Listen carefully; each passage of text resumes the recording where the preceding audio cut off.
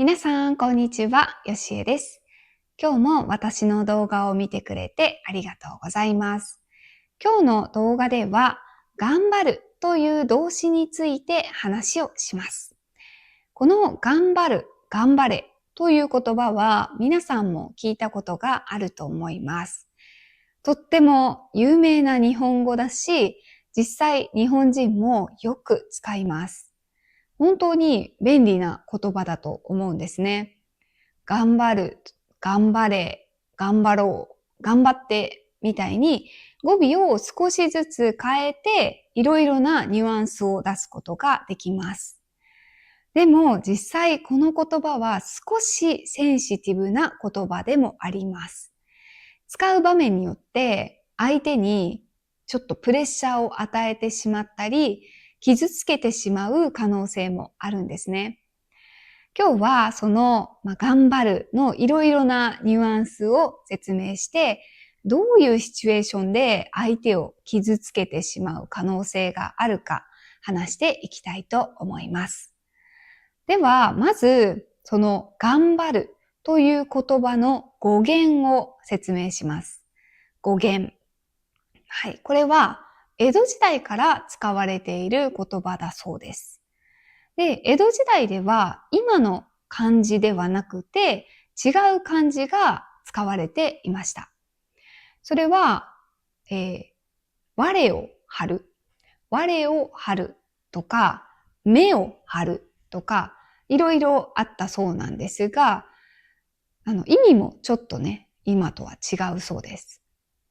その我を張るというのは、自分の意見を強く押し通すというちょっと自己中心的なニュアンスがあったそうです。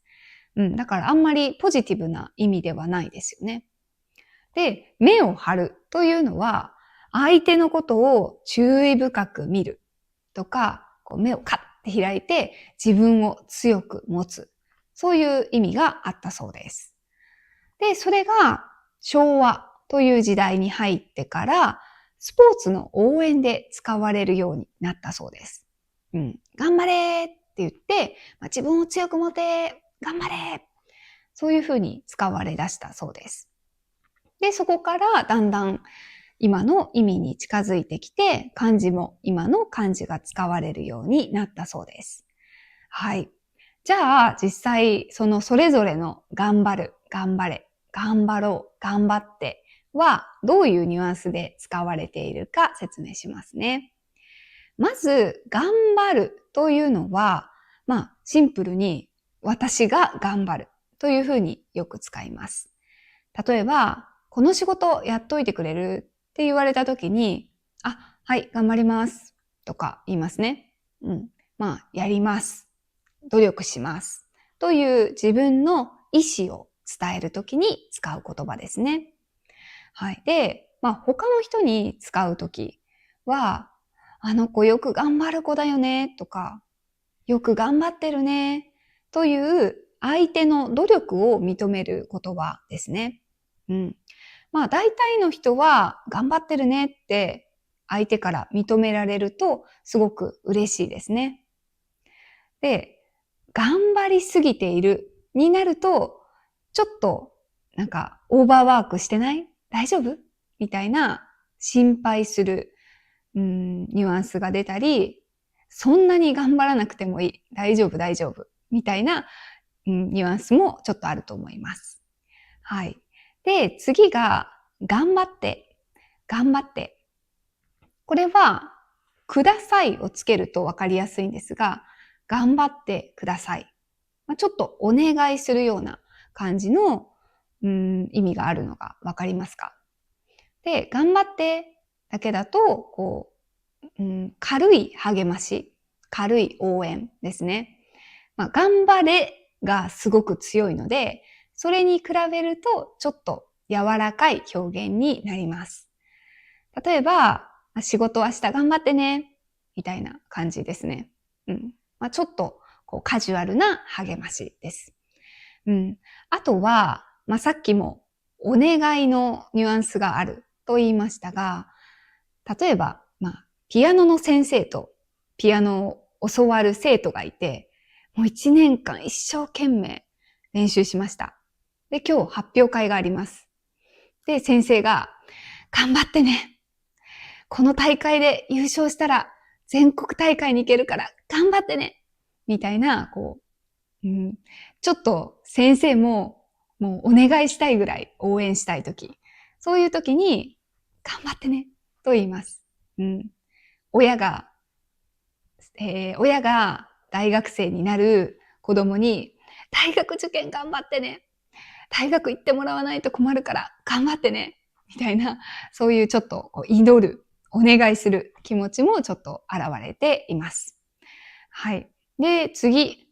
さっきの頑張ってよりももっと強いのが、頑張れですね。頑張れ。命令の形になっていますね。なので、例えば上司が部下に、お前、この契約絶対取れよ、頑張れみたいな、ちょっと強い感じですね。あとは、スポーツなんかでもよく使いますね。短いので、やっぱ言いやすい。頑張れー、赤組頑張れー、白組頑張れーみたいに、使うことも本当によくあります。実際この頑張ってと頑張れは、ちょっとニュアンスは違うんですけど、別にどっちを使ってもそんなに、大きな違いはないと思います。でも、個人的には頑張っての方が柔らかいので、よく使いますね。はい。で、次は、頑張りましょうとか、頑張ろうという形です。頑張ろうを丁寧に言ったのが、頑張りましょうですね。で、これは、みんなで協力してやろうという時によく使います。今日バスケの試合だ。みんな頑張ろうみたいな感じですね。そう、一人だけではなくて、他の人も一緒に頑張るときによく使う言葉です。はい。ですね。こんな感じで、この語尾が少しずつ違うだけでニュアンスが変わるんですよね。はい。では、じゃあどういうときにネガティブな頑張る、ちょっと人を傷つけてしまう頑張れになるかというと、相手がすでに努力している、悩んでいる、そういう時に頑張れを使うとあんまり良くないかなと思います。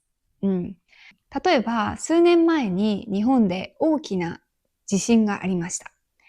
東日本大震災というんですが、その時に被災した人に対して頑張れという言葉をかけない方がいいという議論になりました。もうその被災した人たちは自分の家も失って、家族を失って、で自分たちの生活に戻ることができなかったですよね。でそんなにもう大変な人たちに向けて、頑張ってとか、頑張ろうとか、そういう言葉を言うのは良くないという人がたくさんいたんですね。で、実際、頑張ってってそのシーンで言われたら、いや、もう頑張ってるよ。これ以上どうやって頑張ればいいのって思う人が多いと思いますね。他にも、例えば、もう上司にパワハラを受けていて、もう自分の力ではどうすることもできない。もう本当に仕事辞めたい。みたいな人に対して、頑張れ。なんとかなるよ。頑張れ。っていうこと。これも結構ひどい。なんか解決できないのに、あまり言われたくない言葉だと思います。他にも、うつ病の人に対して頑張れっていうのは、ちょっとね、かわいそうですよね。もううつ病ですごく苦しんでいて悩んでいるのに、そういう強い励ましの言葉を受けると悲しい人が多いと思います。さらに自分を追い詰めてしまう人もいると思います。なので、友達でそんなにこう悩んでいないようなケースとか、スポーツだったら簡単に頑張れとか頑張ってって言えるんですけど、なんかいろんなその話をして悩んでいることを知っている友達に対して私は絶対頑張るという動詞を使わないんですね。別の言葉で相手を励ますようにします。例えば、仕事大変だよね。無理しないでね。という相手の気持ちや体をいたわる、大切にしてね。という言葉を使います。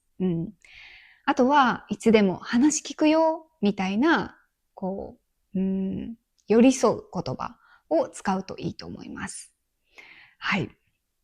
このニュアンスの話とか、センシティブなワードだよっていうことは、結構ネイティブは気にしていると思うんですが、皆さんはもちろん学習者なので、そんなにすっごく気にする必要はないと思います。間違えたからといって誰も皆さんを責めたりしないと思います。でも日本人はこうやって頑張る以外の言葉で相手を励ませないかなって考えているということを皆さんに伝えたくてこの動画を撮りました。はい。で、上級の人とかはちょっと気をつけてみるといいかもしれません。はい。では今日の動画はこれで終わります。ぜひこの動画がいいねと思った方はチャンネル登録や、インスタグラムのフォローお願いします。それではまた次の動画でお会いしましょう。バイバーイ。